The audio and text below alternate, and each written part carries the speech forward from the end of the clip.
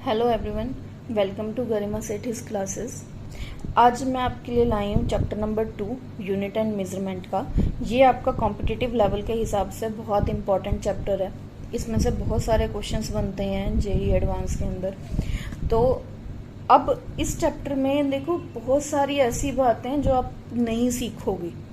अब तक आपने बेसिक पढ़ा है, सीधी सीधी बातें पढ़ी हैं, अब उनके पीछे के लॉजिक्स पढ़ोगे। ठीक है, यहाँ से इस चैप्टर से आपकी शुरुआत हो जाती है आगे समझने की। तो अब इससे पहले मैं आपको एक चीज बताना चाहूंगी। हमारे एक साइंटिस्ट थे रिचर्ड फेमैन। रिचर्ड फेमैन ने बहुत ही अच्छी एक बात सिखाई हमें। उन्होंने ये कहा कि हम नेचर को पूरी तरह नहीं समझ सकते। ठीक है ना। वैसे तो देखो, कहा जाता है कि औरतों को समझना आसान नहीं है, लेकिन औरतों से भी ज्यादा मुश्किल है नेचर को समझना। अब नेचर को नहीं समझ सकते पूरी तरह, क्योंकि नेचर का मतलब क्या है? जो अपने आप हो, नेचुरल तरीके से हो। तो अब हमारे आसपास इतनी सारी चीजें होती हैं जिनका हमें पता ही नहीं है कि ये हो कैसे रही हैं, क्या है। हम सिर्फ उनको क्या कर सकते हैं? हम सिर्फ नेचर को ऑब्जर्व कर सकते हैं, और यही काम क्या है हमारे साइंटिस्ट करते हैं। ठीक है, साइंटिस्ट क्या करते हैं? अच्छे से ऑब्जर्व करते हैं नेचर को। उन्होंने देखा नेचर में ये चीज हो रही है, फिर उसके पीछे के लॉजिक्स ढूंढे। लॉजिक से उनको क्या मिला? एक लॉ मिल गया कि हाँ, ये चीज इसके अकॉर्डिंग हो रही है। तो उन्होंने वर्ड को एक लॉ दे दिया। ठीक है, एक फिनोमिना के लिए एक लॉ दे दिया। लेकिन अब वही चीज उन्होंने दोबारा जब देखी, थोड़ा सा और डीपली स्टडी किया, तो उन्होंने ये देखा कि नहीं, ये ऐसे नहीं वैसे भी हो सकता है। मतलब इसमें कुछ करेक्शन करने की जरूरत है। तो उसके बाद वो क्या करते हैं? वो उस लॉ के अंदर करेक्शन करते हैं, और करेक्शन करने के बाद उसको मॉडर्न मॉडिफाइड वे से फिर से वर्ड को दे देते हैं। ठीक है, तो बेसिकली क्या हुआ? सिर्फ खेल कहाँ पे है सारा? ये ऑब्जर्वेशन का है कि ऑब्जर्व किया साइंटिस्ट ने, एक साइंटिस्ट ने उसको ऑब्जर्व किया, उसने अपने अकॉर्डिंग लॉ दे दिया, और पूरी दुनिया में वो बात फैल गई कि ये फिनोमेना इस लॉ की वजह से होता है। फिर दूसरे साइंटिस्ट आए, दूसरे साइंटिस्ट ने क्या किया? उसकी स्टडी को स्टडी किया और खुद ऑब्जर्वेशन की। तो उन्होंने क्या देखा कि नहीं, ये जो लॉ है इसके अंदर थोड़ा सा मॉडिफिकेशन होना चाहिए। उन्होंने मॉडिफाइड किया उसको, और फिर दुनिया को दे दिया, वर्ल्ड को दे दिया कि नहीं, ये चीज ऐसे होगी। आपने बहुत सारे लॉज पढ़े हैं जिसमें आपको देखा होगा आपने कि हमारे पास एक सिंपल लॉ होता है, उसमें बाद में फिर मॉडिफिकेशन आती है। छोटे होते से आप लोग एक लॉ पढ़ते आए हो, लेकिन आगे चल के आपको पता चलेगा कि उसमें बहुत मॉडिफिकेशंस हैं। जैसे अब सिंपल सा एक ले लो, आप लोगों ने पढ़ा होगा वर्क डन जो होता है इज इक्वल टू एफएस होता है। ठीक है, 9th क्लास में आप एफएस पढ़ते आए हो। आईसीएसई बोर्ड वाले थोड़े से ज्यादा एडवांस हैं, तो वो इसको पूरा पढ़ चुके हैं। फिलहाल जो सीबीएसई बोर्ड वाले हैं उनको W is equal to FS पढ़ाया जाता है। बट आप अगर उसको देखोगे तो आपको पता चलेगा कि एक्चुअल में जो वर्क डन का फॉर्मूला है वो एफएस कोस थीटा है। उसमें एंगल भी इंक्लूड होता है। ठीक है, इसको हम डिटेल में आगे पढ़ेंगे आपके आगे आने वाले चैप्टर्स में। सिर्फ एक ये सिंपल सा एग्जाम्पल दिया है मैंने आप लोगों को समझने के लिए कि ये चीजें क्या हैं। ये चीजें मॉडिफिकेशन हो जाती हैं। अब जो आपका एक केमिस्ट्री में गैस फॉर्मूला आता है PV is equal to NRT, उसमें भी आगे चल के बहुत मॉडिफिकेशंस हुई हैं। तो इस तरीके से ना ये चीजें चलती रहती हैं।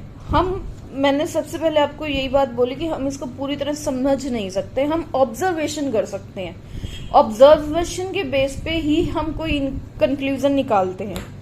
ठीक है, अब हमें तो नहीं पता चलता ना यूं तो कि कोई भी दिन में पता नहीं कितनी बार कितने चेंजेस होते हैं हमारे आसपास। हम सारी चीजों को तो एकदम से तो नहीं देख सकते, कुछ बातें तो हमें याद भी नहीं रहती। तो इसीलिए जो कहते हैं change is the law of nature, बदलाव प्रकृति का नियम है, क्योंकि वो बदलती रहती है।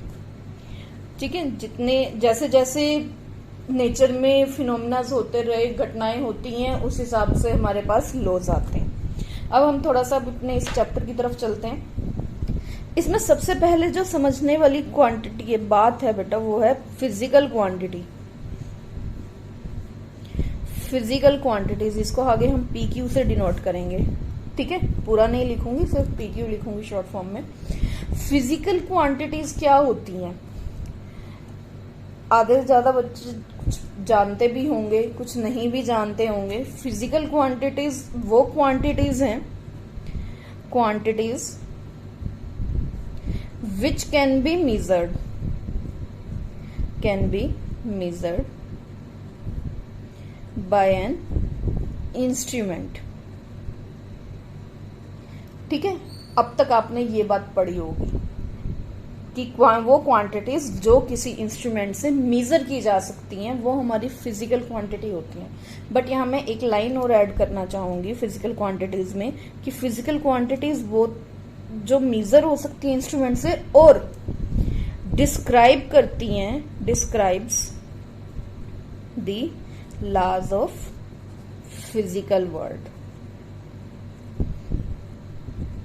ठीक है, फिजिकल वर्ल्ड के या नेचर के लॉज को डिस्क्राइब करें, वो हमारी फिजिकल क्वांटिटीज होती हैं।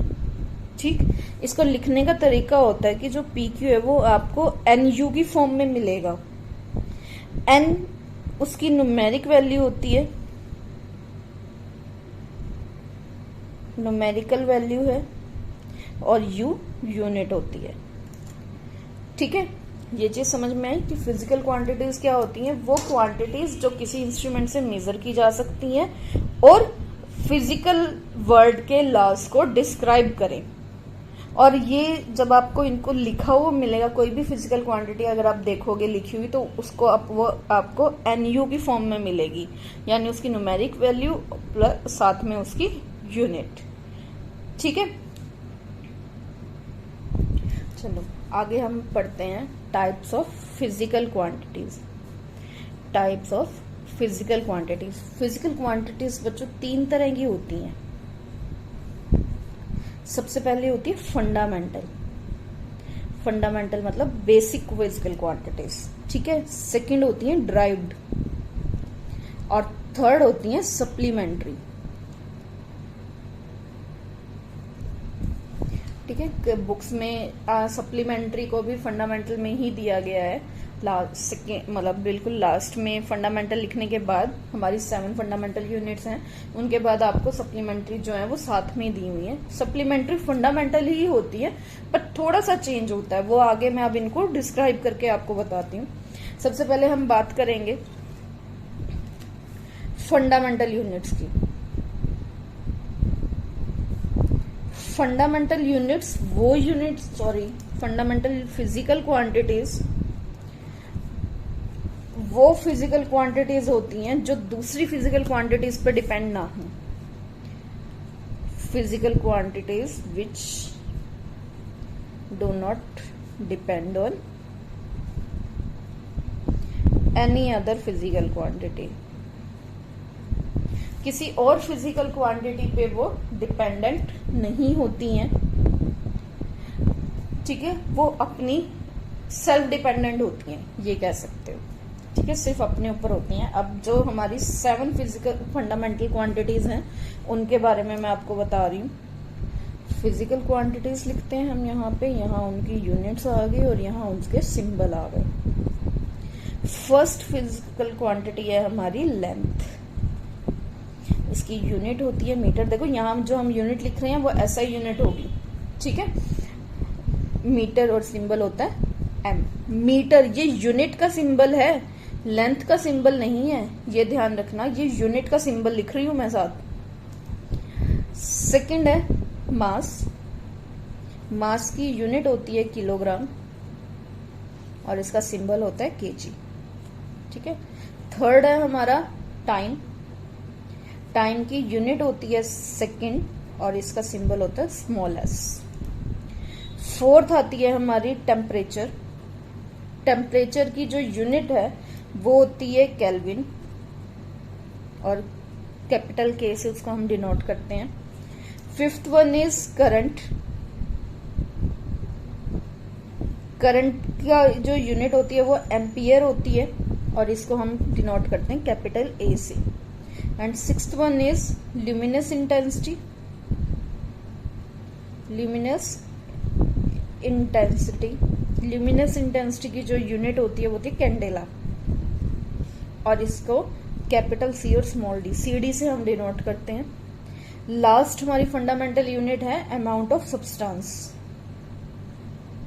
अमाउंट ऑफ सब्सटेंस, इसकी यूनिट होती है मोल और सिंबल होता है इसका MOL। ठीक है, ये हमारी 7 फंडामेंटल यूनिट्स फिजिकल क्वांटिटीज हैं जिसका यूज होता है। ठीक है, इसके बाद हम बात करते हैं हमारी ड्राइव्ड यूनिट्स फिजिकल क्वांटिटीज की। जो हमारी ड्राइव्ड फिजिकल क्वांटिटीज है वो कौन सी होती हैं? जो फंडामेंटल फिजिकल क्वांटिटीज से ड्राइव होती हैं। Made up of fundamental physical quantity, मतलब उनसे मिलके बनती हैं। ठीक है, जैसे एग्जाम्पल ले लो, बहुत सारी हैं, ये अनलिमिटेड है, आप इसको काउंट नहीं कर सकते कितनी है, कोई भी कर सकता, आप कितने भी जितने भी फॉर्मूलाज हैं आप उनसे ड्राइव कर सकते हो fundamental units, fundamental physical quantities की फॉर्म में आप उसको ड्राइव कर सकते हो। ठीक है, जैसे हमारा एरिया है, एरिया बेसिकली क्या होता है? Length into breadth, length metre में होगी, ब्रेड्थ भी मीटर में होगी, तो इसकी यूनिट क्या आ गई? m²। ठीक है, तो ये क्या है? ये हमारी फिजिकल क्वांटिटी एरिया क्या है? लेंथ और ब्रेड्थ से ड्राइव्ड हुआ है, तो इसीलिए ये ड्राइव्ड फिजिकल क्वांटिटी में आ गया। सेकेंड है वॉल्यूम, वॉल्यूम क्या होती है? Length into breadth into height, that is metre into metre, यानी मीटर क्यूब। ठीक, थर्ड वन आ गई वेलोसिटी, बहुत सारी हैं, कितने भी एग्जाम्पल ले लो। वेलोसिटी क्या होती है? Distance upon time, again distance हमारा मीटर में होता है और टाइम सेकंड्स में, तो ये मीटर पर सेकंड हो गई। ठीक है, L/T। ठीक, फोर्थ ले लो, फोर्स है, फोर्स क्या होता है? मास इंटू एक्सेलरेशन, मास हमारा क्या आ जाता है? मास किलोग्राम में, एक्सेलरेशन मीटर पर सेकंड स्क्वायर। ठीक है, फोर्स को न्यूटन लिख लेते हैं हम। तो फोर्स भी क्या है? एक ड्राइव्ड यूनिट है, बहुत सारी हैं, आप कुछ भी ले सकते हो। ठीक है, इसी तरीके से हमारी थर्ड आती है सप्लीमेंट्री फिजिकल क्वांटिटीज। जो हमारी सप्लीमेंट्री फिजिकल क्वांटिटीज है, ये होती तो फंडामेंटल ही है बट डायमेंशनलेस होती हैं। डायमेंशंस क्या होती हैं वो मैं आपको आगे पढ़ाऊंगी। ये डायमेंशनलेस होती हैं, इनकी कोई डायमेंशन नहीं होती। सप्लीमेंट्री फिजिकल क्वांटिटीज की गई, देखो पहली तो थी एंगल, इसको आप प्लेन एंगल भी बोलते हो। ठीक है, कई बुक्स में प्लेन एंगल भी लिखा हुआ मिलेगा, तो वो एंगल ही होता है जो हमारा एंगल है। ठीक है, क्या होता है एंगल? एंगल को हम थीटा से डिनोट करते हैं। और अगर मुझे एंगल निकालना, आपको पता हो मैथ्स में आपने सीखा होगा, एंगल निकालना हो, अगर मान लो ये एक इंक्लाइंड प्लेन है, ये वाला एंगल मुझे निकालना, तो हम यहाँ क्या करेंगे? यहाँ ये आर्क आएगी, थीटा हमारा क्या निकलेगा? Arc upon radius.